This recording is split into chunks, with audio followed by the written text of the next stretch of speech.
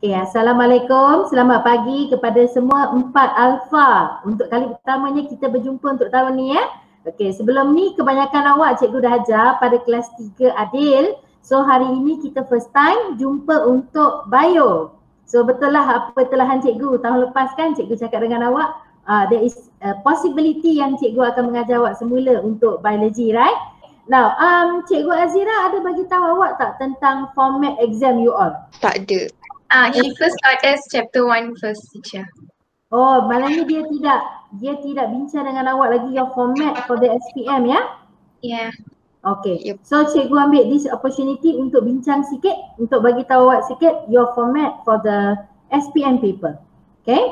For bio, awak akan sit untuk 3 kertas peperiksaan. So you ada bio 1, bio 2 dan bio 3. So bio 1 is objective paper. Ada objektif, seronok lah sikit kan? So for the objective paper, there is only 40 questions. For one paper ada 40 soalan, 40 soalan ada A, B, C, D, ada A, B, C sahaja. Dia lain sikit you punya batch. Alright, for that one, paper tu kalau tak salah cikgu 1 jam 15 minit. Okay, so for paper 2, this is the tough one. You ada paper, structure dan essay. Structure is section A, you are given kalau tak salah cikgu 8 soalan. Section B, you are given 2 soalan pilih 1. Section B adalah essay. Okay, section C adalah 1 soalan essay wajib jawab. There's no choice. So maknanya compulsory you kena jawab lah that one. By hook or by crook, you tahu you tak tahu you kena jawab. Okay, so untuk soalan kertas 2, total marks carried is 100. Okay, so among all these 3 papers, yang paling tough untuk score is paper 2. Okay, nah kertas 3 adalah kertas amali. Amali meaning you are given an experiment. You kena buat eksperimen tu, you kena get the result and present the result waktu kertas tu, waktu tengah buat tu. So untuk yang ini, cikgu akan bagi maklumat lanjut because for batch 2021 SPM this year, bukan you all lah, maknanya your senior form 5 tu, diorang for the first time will sit for the paper 3. So kita masih don't really have the exact thing on apa nak bagi tahu awak. So diorang tu akan sit for the exam, then only I can tell you how exactly the exam will be carried out. Okay? So kita akan tengok sekarang 2.3 proses hidup organisma multisel. Before this, Cikgu Azira, I'm very sure dia dah ajar awak tentang apa itu unisel. Unisel bermaksud seluruh organisma itu terbina daripada hanya satu sel. So for this one, multisel bermaksud more than one cell. Okay? Terdapat pelbagai jenis sel dalam organisma multisel yang berbeza dari segi saiz, bentuk dan susunan. From the name itself, multisel, kita tahulah ada banyak sel. So bila banyak sel, banyak jenis. So bila banyak jenis, banyak saiz, banyak bentuk, banyak specification pada sel-sel tersebut. Okay? Struktur sel berhubung rapat dengan fungsinya dan setiap jenis sel dikhususkan untuk menjalankan fungsi tertentu sahaja. Before this, awak belajar tentang struktur sel yang very basic, iaitu kita kata kalau sel haiwan, dia ada membran plasma tapi dia tak ada dinding sel. But dalam dia benda yang sama je.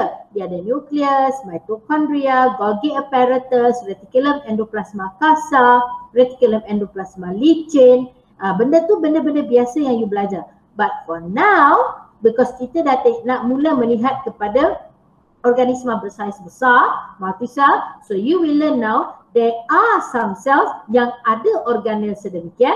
Dia ada juga some cells yang ada organel, contohnya organel A, tapi organel A tu banyak melebihi organel-organel yang lain. So kita nak start tengok on specifications now. Okay, kita pergi yang bawah. Okay, dan dikatakan tadi kerana satu organisma multisel ada banyak jenis sel, kita start dengan sel yang paling common, iaitu sel otot. Sel otot adalah sel yang tersusun dalam bentuk gentian bermultinukleus dan berjalur. Apa maksud dia tu? Before this, kita belajar satu sel terdiri daripada satu nukleus, right? But now you learn there are some cells yang ada banyak nukleus within one cell. So itu kita panggil bermultinukleus. Okay.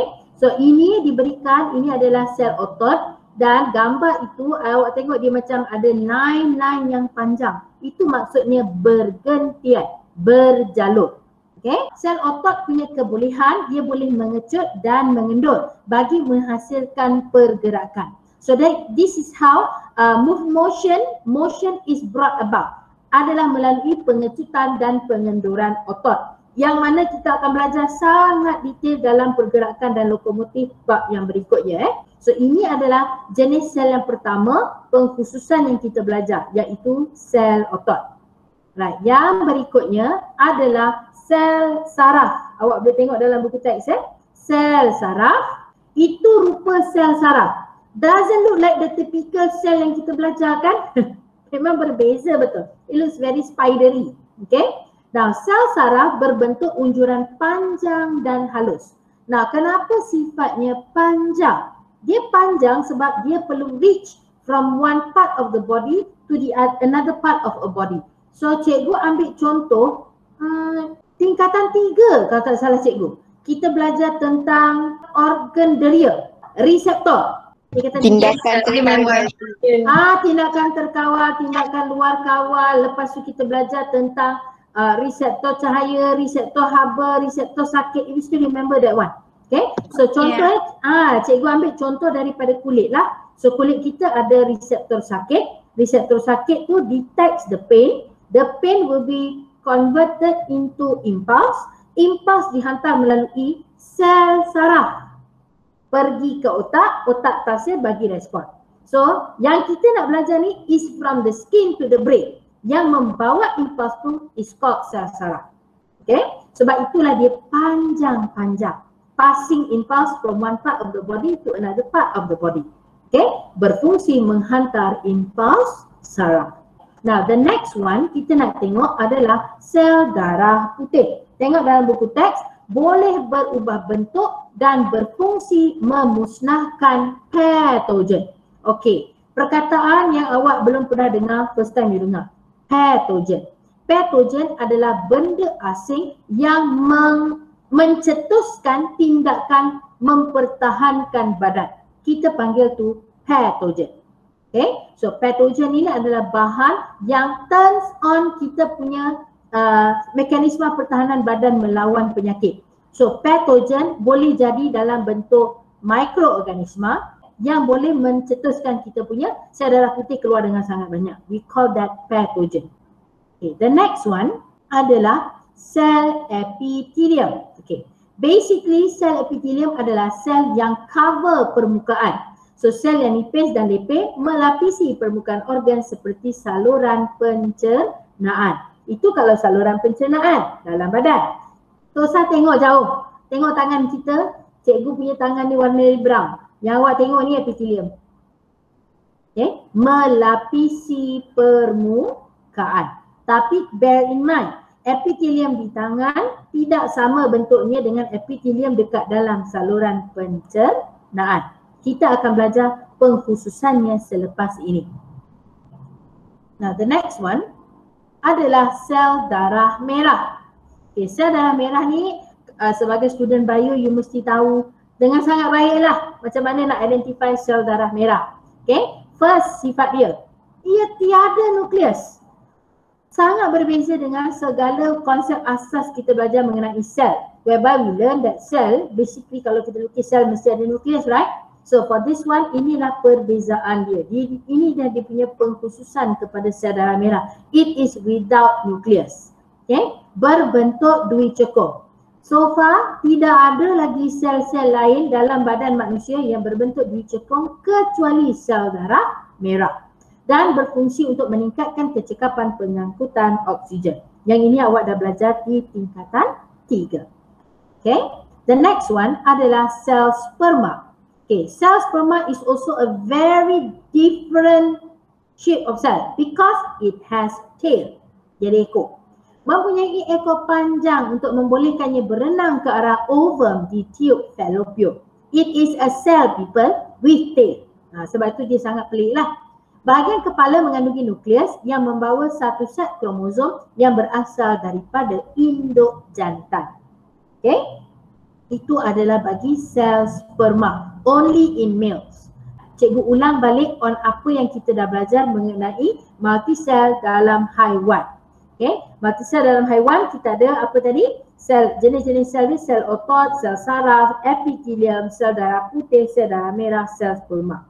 Okay? So ini adalah some of the cells yang ada dalam badan multisel bagi haiwan. Now we go kepada tumbuhan. Bagi tumbuhan, tumbuhan juga adalah tumbuhan multisel. Sel pertama yang kita nak tengok adalah sel tube tapis. So awak tengok dalam buku teks ada sama je dengan cikgu punya slide. So tube tapis adalah turun silinder panjang yang tersusun dari hujung ke hujung. Maksudnya daripada akar sampai ke pucuk dia adalah satu tube yang sangat panjang. Okey, tube tapis. Mengangkut bahan organik dari daun ke organ simpanan seperti buah. Okey, dia adalah the connection.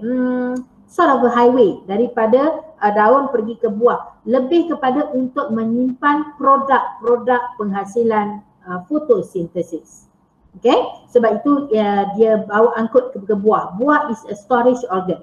Now the next one kita nak tengok adalah salur xylem. Waktu form 2 and form 3 you did learn about xylem a lot. Okay, so xylem adalah satu sel yang kerjanya adalah mengangkut air dan garam mineral. So berbentuk salur berongga yang panjang dan bersambungan. So kalau cikgu nak describe kepada awak, salur xylem is like a straw. Istilah dia yang kita kena pay attention tu berongga. Meaning is just an empty space, dalam dia ada air. Okay? Berfungsi mengangkut air dan garam mineral dari akar ke seluruh bahagian pokok. So kalau ini adalah gerata rentas bagi akar ya. So kalau pada akar ini, awak tengok ya, yang besarnya adalah xylem. Yang cikgu tunjuk dengan cursor cikgu ni, ini semua xylem. Okay, because akar fungsi utamanya adalah menyerap air. So that is why xylem di akar yang besar. Okay, the next one, kita nak tengok sel mesofil palisade. Palisade mesofil cell, bahasa Inggeris dia. Okay, ini ada specifically di dalam daun pada permukaan atas daun. Terdiri daripada sel berbentuk silinder yang panjang disusun tegak-tegak, rapat-rapat antara satu sama lain. Sangat bersegi empat bentuk dia. Sangat rapat, basically there is no space between one cell to another cell, and it is positioned on the top part of the leaf because susunan ini membolehkan penyerapan maksimum cahaya matahari untuk fotosintesis. Okey, ni soalan kebat sikit. Kita tengok sel mesofil palisade membolehkan penyerapan maksimum cahaya matahari. So, kalau dalam satu sel mesofil palisade ni, apakah organel yang paling banyak dalam dia? Chloroplast. Chloroplast. Okay, mestilah chloroplast yang paling banyak. So, memang ikut kepada function of cell mesofil palisade, dia punya organel yang paling banyak should be chloroplast because kerjanya adalah penyerapan maksimum cahaya matahari. Awak lepas-lepas ni, cikgu dah tak mention lagi mesofil palisade ni duduk kat mana, nak cari apa, fungsi apa. Bila cikgu sebut sel mesofil palisade, awak mesti dah aware of dia punya position dan apa function utamanya. Okay, the next one adalah sel mesofil berspan. Spongy mesofil cell. Duduknya pada daun juga tapi duduk dekat bawah. Ni nampak cursor cikgu kan? Dekat bawah ni. Ini semua spongy mesofil cell. Sel tersusun secara longgar dengan banyak ruang udara di antaranya. So awak tengok, bandingkan mesofil berspan dengan mesofil palisade. Palisade rapat-rapat tak ada space, mesofil berspan ada ruang banyak. So nama berspan tu sebab dia rupa macam span cuci pinggan kita tu. Ada banyak rongga-rongga, poket-poket udara. Ruang udara yang besar membenarkan pertukaran gas dalam bahagian dalam daun. Tujuan ada ruang-ruang udara ni adalah untuk bagikan sel mesofil palisade ini oksigen untuk berespirasi dan bagikan gas karbon dioksida kepada sel mesofil palisat untuk menjalankan fotosintesis. Nah, daripada ayat cikgu tadi tu, cikgu sebut 2 gas dia pas. Betul tak? Gas apa yang pertama cikgu sebut tadi? Oxygen. Oksigen. Oxygen. Yeah. How come plants need oxygen? Do plants really need oxygen? For respirasi sel. Very good. So bear in mind, student bio tak boleh salah fakta ni. Jangan cakap tumbuhan pakai karbon dioksida sahaja. That is so very wrong. Tumbuhan hijau adalah benda hidup. Bila kata benda hidup, dia mesti berespirasi.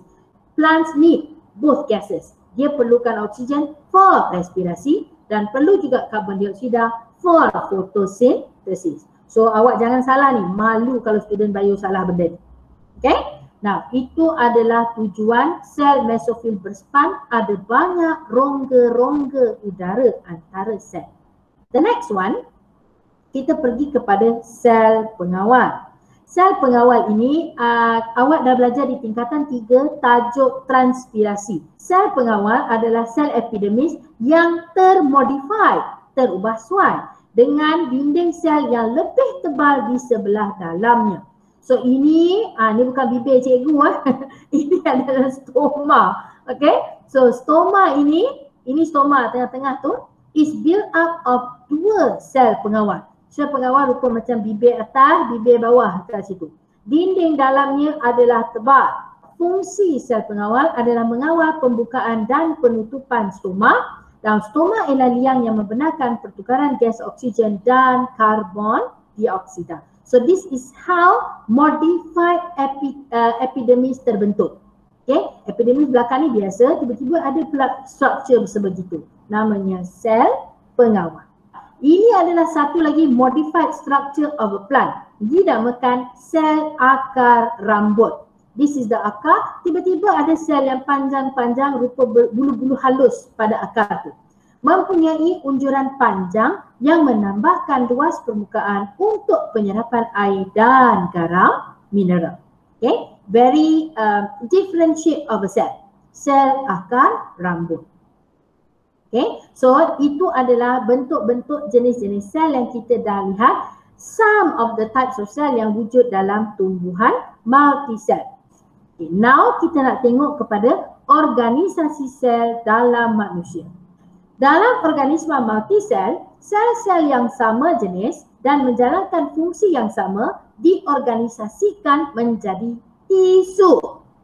Sel-sel yang sama jenis duduk ramai-ramai satu tempat, carry out the same function, we call that tissue. Dalam soalan SPM, definisi tisu ini terlalu sering ditanya dalam peperiksaan. So awak mesti mahir tentang menulis maksud tisu. Itu diberikan kat situ. Tisu ialah sekumpulan sel yang mempunyai struktur dan fungsi yang sama disusun bersama untuk melaksanakan fungsi yang khusus. Carry out the same function. Dan dalam badan manusia ada 4 jenis tisu, iaitu tisu epithelium, tisu otot, tisu saraf, tisu penghubung. 4 ini awak akan belajar dengan sangat detail selepas ini. Okay, kita tengok yang pertama, tisu epithelium. Remember tangan cikgu cakap tu, tisu epithelium. Tisu epithelium melapisi permukaan luar iaitu kulit dan permukaan berongga dalam badan iaitu saluran pencernaan dan pernafasan. Tapi kena ingat bear in mind, epithelium di lain-lain tempat mempunyai some modification towards the cell. Struktur tisu epithelium diadaptasi berdasarkan fungsinya.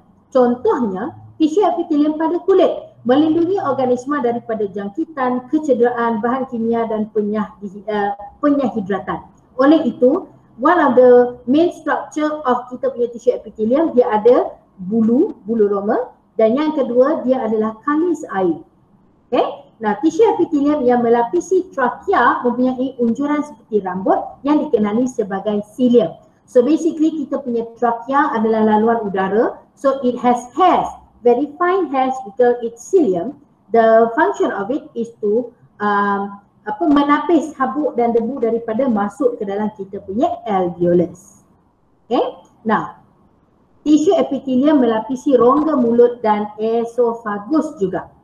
Right? Tisu epitelium melapisi permukaan paru, rongga badan dan salur darah juga.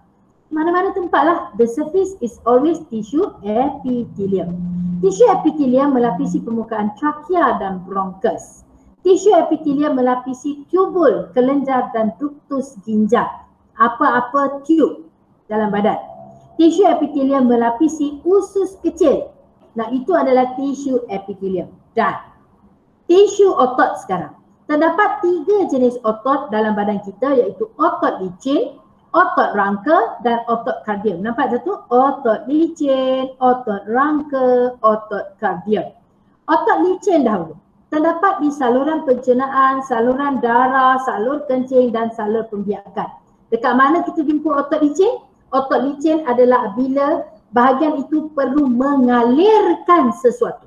Nak alirkan sesuatu, contohnya darah, pakai otot licin. Nak alirkan air kencing, liquid kan? Otot licin. Nak alirkan ovum, supaya ovum dengan sperma boleh bertemu, otot licin. Nah, untuk yang kedua adalah otot rangka. Macam mana kita nak tahu otot tu otot rangka atau tidak?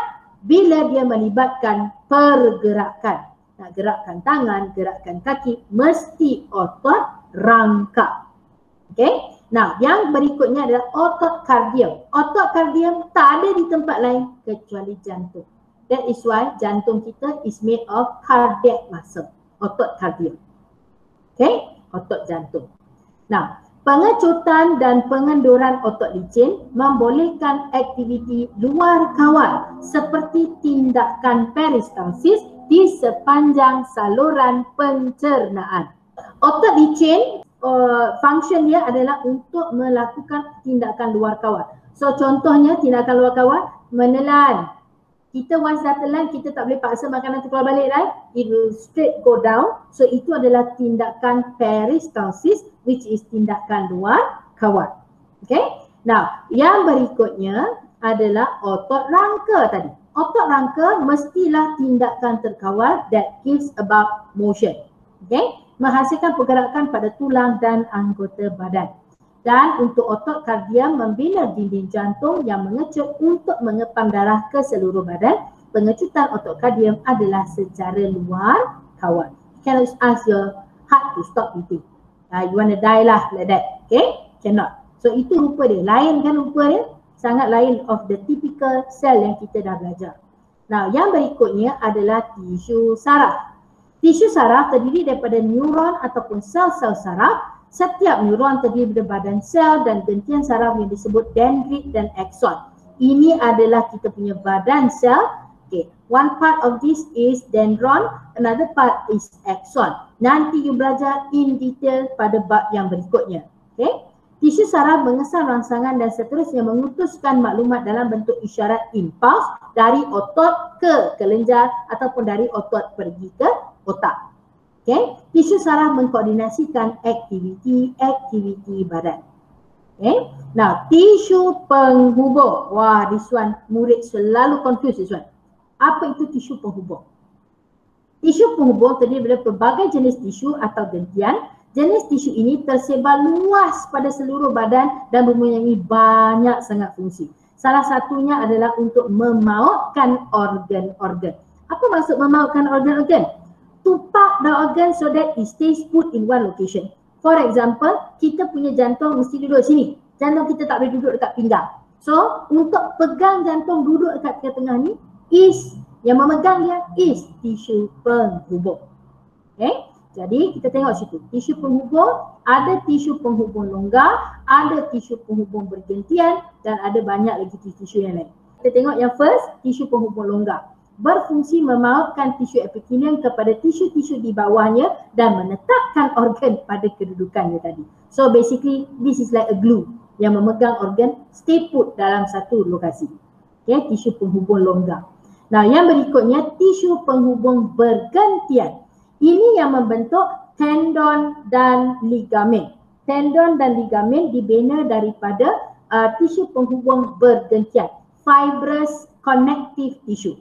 Okay. Tendon sambungkan tulang ke otot. Kalau awak tengok dalam buku teks, ada tu muka surat 34, dia tunjukkan sangat jelas tentang apa itu tendon. Tendon menyambungkan tulang ke otot. Manakala ligamen menyambungkan tulang ke tulang. Okay, soalan SPM suka tanya ni apa itu tendon, apa itu ligamen. So awak mesti boleh jawab dengan sangat baik. Sebiji-sebiji dalam buku teks ayat dia. Okay. Yang berikutnya adalah tisu darah. Tisu darah berfungsi mengawal atau mengangkut dan untuk perlindungan badan kita. Tisu darah. Darah is tissue. Because terdiri dari sel yang sama, duduk di lokasi yang sama, carries out the same function. So, walaupun dia dalam bentuk liquid, it is known as tissue. Classified as tissue. Okay, tisu darah. Now, tulang. Itu rupa sel tulang kita awak. So, bila banyak-banyak tulang duduk bersama, macam tu rupa dia. Tulang membentuk rangka badan dan melindungi organ-organ dalaman. Okay. Now, the next one adalah tisu adipose. Orang perempuan tak suka ni. Lemak. Okay, tisu penghubung yang menyimpan lemak di bawah lapisan dermis kulit pada permukaan semua organ manusia. Sebenarnya, kurus atau tak kurus awak, kurus atau gemuk awak, semua orang ada tisu adipose. Okay, cuma banyak dengan sikit saja yang membezakan antara gemuk dengan normal weight. Okay, tisu adipose. Now, rawan. Rawan menutupi hujung-hujung tulang untuk melindungi tulang daripada haus. So kat mana rawan kita? Hidung kita sini rawan, kita punya sini pun rawan. Telinga kita bahagian atas tu. Okay, itu adalah rawan. Macam tu rupa dia. Okay. Next, kita nak tengok organisasi tisu dalam tumbuhan. Diberikan gambar aja tu direct daripada buku teks. So yang awak sebenarnya banyak dah belajar adalah tisu vaskular. You belajar banyak ni pada tingkatan 3. Okay, tisu vaskular. So tisu xylem dan tisu phloem. So now kita tengok satu persatu. Tisu yang pertama yang cikgu nak kenalkan pada awak adalah tisu parenkima. Tisu parenkima berfungsi untuk menyimpan kanji, protein dan air. Tisu ini juga boleh menjalankan proses fotosintesis. So that's how it looks like. Parenkima. Okay. The next one adalah tisu kolenkima. Berfungsi memberikan sokongan kepada batang muda tidak berkayu. So tumbuhan herba, badan dia tu, body of the plant is made of tissue kolenkima. Tengok situ sokongan. So dinding selnya adalah tebal, sokongan. Yang berikutnya adalah tisu sklerenkima. Memberikan sokongan dan kekuatan mekanikal kepada bahagian tumbuhan yang sangat matang. So tisu sklerenkima itu rupa dia dan dia punya dinding sel dia adalah yang paling tebal lah, berlignin. Sebab itu pada bahagian tumbuhan yang dah tua, dia punya stem tu keras permukaan itu. It is made of tissue sklerenkima. Okay. The next one adalah tisu vaskular yang kita dah belajar banyak lah, tingkatan 2 dan tingkatan 3, tisu xylem dan tisu phloem. Which awak boleh baca sendiri dan benda ni dah selalu sebut. Xylem untuk angkut air, phloem adalah untuk mengangkut produk-produk fotosintesis. Okay. Now the last part of this, kita nak tengok sekarang tentang kepadatan komponen dalam sel. Remember cikgu cakap, sel ni dia ada specification based on what it does. Sel mempunyai pengkhususan bergantung kepada apa fungsi sel tersebut. Okay. Oleh sebab fungsi yang dijalankan oleh sel-sel adalah berbeza, sesetengah sel mempunyai kepadatan komponen sel yang berbeza-beza. Okay. Kepadatan suatu komponen sel dalam suatu sel adalah berkaitan dengan fungsi sel tadi. Apa kerja sel tu? So organel yang menyokong fungsi itu mesti lebih banyak. Jadi kita tengok yang pertama. Yang pertama sekali, yang senang untuk awak faham adalah sel sperma. Sel sperma ada dalam lelaki. Fungsi sel sperma adalah pergi berenang dan cari over untuk bersenyawa. Awak nak berenang tu, logically mesti banyak tenaga. Maka sel sperma ada banyak sangat mitochondria. Memerlukan banyak tenaga untuk berenang ke arah uterus dan tube fallopian untuk mensenyawakan usid sekunder. Usid sekunder is actually another name for ovum. Okay, so kerana dia perlu swim, maka dia perlu tenaga. Bila perlu tenaga, dia mesti banyak mitochondria. Okay, the next one adalah sel otot. Otot awak, pergerakan, angkat buku, letak buku. Logik mesti banyak mitochondria untuk hasilkan juga tenaga. Memerlukan banyak tenaga untuk pengecutan dan pengenduran bagi membolehkan pergerakan dan penerbangan. So bagi birds, dekat dia punya wings, sayap dia. Banyak otot dekat situ, otot penerbangan, mesti ada banyak sangat mitochondria. The next one adalah sel meristem tumbuhan, mesti banyak mitochondria because memerlukan banyak tenaga bagi menjalankan proses pembahagian sel secara mitosis untuk menghasilkan sel-sel baru supaya tumbuhan tadi boleh terus tinggi. Okay? Mesti banyak mitochondria. The next one adalah chloroplast, iaitu mesofil palisad dan mesofil berspat. Menyerap cahaya matahari untuk menjalankan fotosintesis, therefore mesti ada banyak chloroplast. And the last one adalah sel pankreas, sel goblet dan sel hati. Pankreas, goblet dan sel hati ini, cikgu pergi dulu pankreas and hati. Pankreas dan hati adalah tempat yang banyak sekali menghasilkan hormon, banyak sekali menghasilkan enzim, both hormon dengan enzim. Basic substance dia, yang bahan asas yang membinanya adalah protein. Therefore, mesti ada banyak jalinan endoplasma kasar. Because jalinan endoplasma kasar atasnya ada ribosom. Fungsi ribosom menghasilkan protein. Okay? Jadi logiknya dia mesti ada banyak jalinan endoplasma kasar. Okay. Untuk meningkatkan pensintesis, penghasilan dan perembisan enzim pencernaan dan juga menghasilkan mukus. Mucus, saliva ataupun ileum kita, mukus tu lendiran itu, is also made of protein. Therefore, mesti ada banyak jalinan endoplasma kasar. Because di situ yang ada ribosom. Dalam ribosom ada protein. 2 kali cikgu ulang ni. So lepas ni jangan tanya lagi dah. Tahu dah ni. Kalau benda tu memerlukan protein, mesti banyak jalinan endoplasma kasar. Because dalam tu ada ribosom. Ribosom buat protein. Okay? Dan kenapa mesti ada jasad Golgi? Kerja jasad Golgi adalah mengambil protein, mengubah suai dan mempaketkan dia balik daripada protein kepada enzim, mukus, hormon, lupa pula nama dia, hormon. So, itu kerja bagi jasad Golgi. So, usually jalinan endoplasma kasar dan jasad Golgi, they work hand in hand. Okay? Jalinan endoplasma kasar buatkan protein, protein tu pas dekat jasad Golgi, jasad Golgi modify it into different types of protein. Okay? So, itu sahaja untuk tajuk 2.3 tu. Untuk hari ini, kerja untuk awak, I will always leave you some work untuk buat. Sikit lah, tak ada banyak. I have some consideration juga untuk awak. Okay. Kerja awak hari ini adalah untuk membuat nota peteminda. Cikgu tak nak nota surat khabar panjang-panjang, end to end, words. I don't want that. Saya nak awak buat peteminda. Maknanya buat mind map untuk organisasi sel. Buat untuk organisasi sel. Tadi kita belajar, kita ada 4 jenis tisu. Remember? Can you name me all the 4 tissues? Anyone? Tisu epithelium. Tisu epithelium, okey betul. Lagi? Tisu saraf. Tisu otot. Tisu otot. Tisu saraf dengan? Tisu penghubung. Tisu penghubung. Kak Mia betul tisu otot. Okey. So ada 4 tadi. Remember, of all these 4 ada cabang. Epithelium ada cabang dia, otot ada cabang dia, penghubung ada cabang dia, betul tak? Kan? So all this saya nak awak buat dia punya peteminda. Okay? So 4. Itu untuk tisu bagi haiwan. Now cikgu juga nak awak buat peteminda untuk tisu dalam tumbuhan. Untuk tisu tumbuhan tak ada masalah sebab ada dalam buku teks, saya tak ada masalah dah. Tapi yang tak ada tu tisu haiwan. But anyway, I still want the 2 mind maps. Cikgu nak 2 peteminda, iaitu organisasi tisu dalam haiwan, organisasi tisu dalam tumbuhan. That's all you punya assignment hari ini. Menghasilkan peteminda.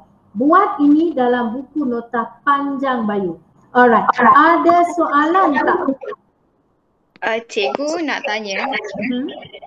Untuk sel hati tu kan, dia cakap komponen sel dia yang paling banyak ialah jalinan endoplasma kasar. Okay. Tapi dia punya fungsi untuk sel hati ialah detoksifikasi darah dan racun, bukan ke itu fungsi untuk jalinan endoplasma licin?